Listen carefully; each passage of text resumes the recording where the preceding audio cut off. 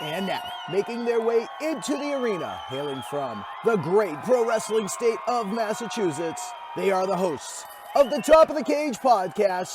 Here are Bill and Juice.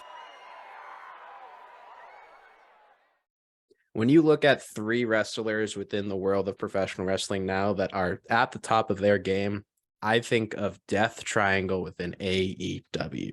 Rey Fenix, Penta, and Pac, all three are phenomenal talents, but what happens when you pit them against each other? And they are our focus in this week's PJR. Juice, I know you're a Death Triangle guy. I know you like all three members. Is this one going to be a hard one for you? It was hard thinking of it, but I got it down. I think this is what I'm sticking with. I'll jump into mine. My push, the guy I'm putting at the top of the card of these three, is Pac. I think he's the best storyteller. I think he connects with the audiences the best. And wrestling, I think intensity is one of the most important things in wrestler. And this dude is one of the most intense men in wrestling. And he's just athletic. He's a master of so many different styles. I mean, people have him down as a high flyer, as a cruiserweight, but he's so much more than that. He's a beast. And I think at least I knew I was going to pick him as my push. I was pretty sure about that. So for my push, I think that there's two people that I was debating between within this group. And the person that I would have chose is going to be my job, but who I'm picking for my push is actually Penta El Zero M, because I think that he has it, man. The fucking look, like, yeah, he's probably going to need a mouthpiece because he doesn't do much talking. When he does much talking, he's a fucking badass. He's a badass on the mic, badass in the ring, flies around. Like, that's a guy you put a world title on and like everybody is like, okay, I believe this man. I do truly believe that he will be a future world champion within AEW one day. But, you know, right now he has the trios titles, former tag team champion with his brother as well. And then like Penta is just, in terms of a luchador, in terms of a high flyer, I think he's the total package, in my opinion. He has the look. He can sell merch. He will put on banger after banger after banger. And any story he's involved with, he's just going to elevate because in ring and out of ring, he tells great stories. That's fair. And all three of these guys are just so close. Like this, you presented this one and it was just almost impossible. I know I said Pac was my easy choice for push. That was more so just bias reasons. Because he's my favorite of the three, but all three are so close. All three are world champion caliber guys. All three are guys that I would never release. I would never release any of them. I had them. I'd keep them and I use them in so many ways. I mean, they're used pretty well right now in AEW, but I still think they're underbooked because they're that damn good.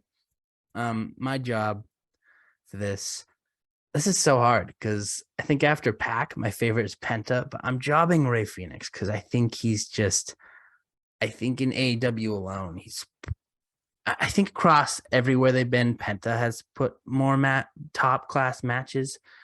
But I think when we're talking about AEW, I think Rey Fenix has both single, and mainly just comes to mind because he kind of gets more of a singles push than Penta does in AEW, which I always find weird.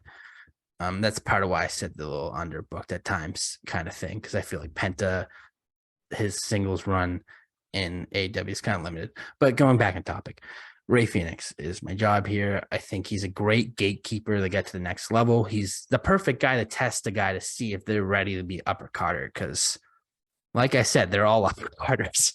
So a perfect gatekeeper and a guy that would 100% have like the record for mid card like championship reigns, both length and amount of times he's captured it.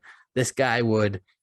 If I'm keeping him on mid card, he's at the very tippity top. He's the number one. He's the Hall of Famer of my mid cards. And if I chose Penta here, he would have been too, because it's just all three of these guys are so close, and it was tough. So that means I released Penta. I'll just get to it now since we already said it. This is to break my soul, man. I don't want to release Penta, but you have the game. That's the name of the game. Someone has to go. It's Penta. I'll cry. I'll watch him like put on bangers in in my rival promotion and be like, I'm an idiot. But I had to make a tough choice.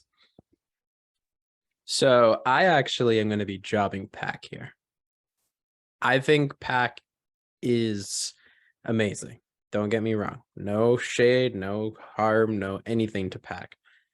But I just same reasons you said for Rey to be your job. I mean, I think he's the perfect mid-card title guy. I think he's the perfect one for the gatekeep to the main event because he has put on masterclass matches with almost any wrestler he's touched. I feel like I've never seen a bad Pac match, and that is because the man is so damn good at pro wrestling. Tells a great story, tells great on the mic. But again, like I just feel like compared to Penta, like the aura that Pac has is a little less, if you know what I'm saying by that. Like I feel like Pac is going to be a world champion as well. Like I'm not going to doubt that, but like he just has the presence of, like almost like not like a final boss, but like a, like of the division of the mid card, he is the final boss. Like he is that guy.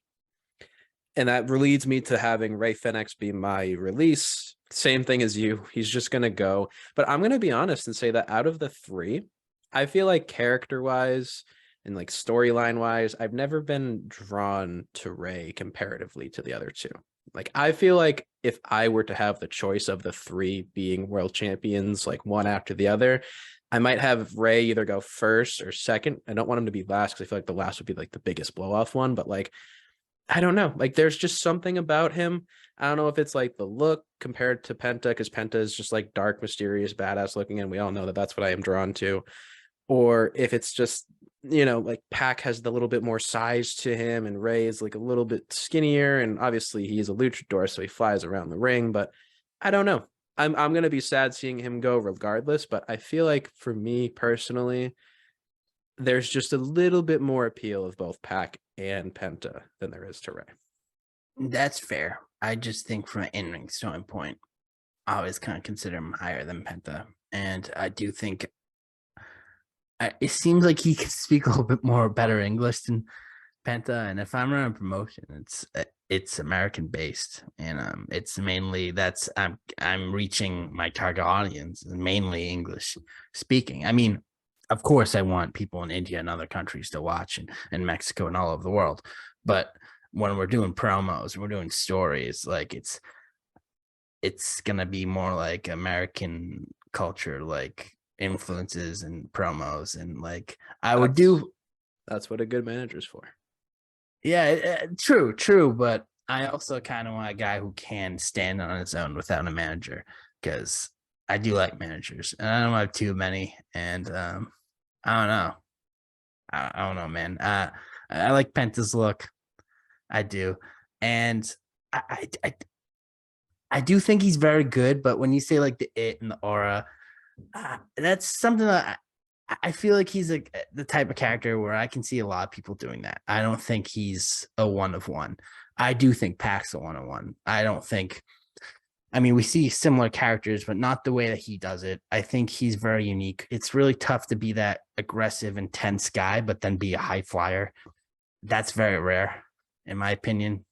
It's hard to think of like high flyers that have the demeanor and personality he has. It's almost impossible, but I don't think it's really impossible to think of a bigger guy who can do aerial moves in Penta. It happens.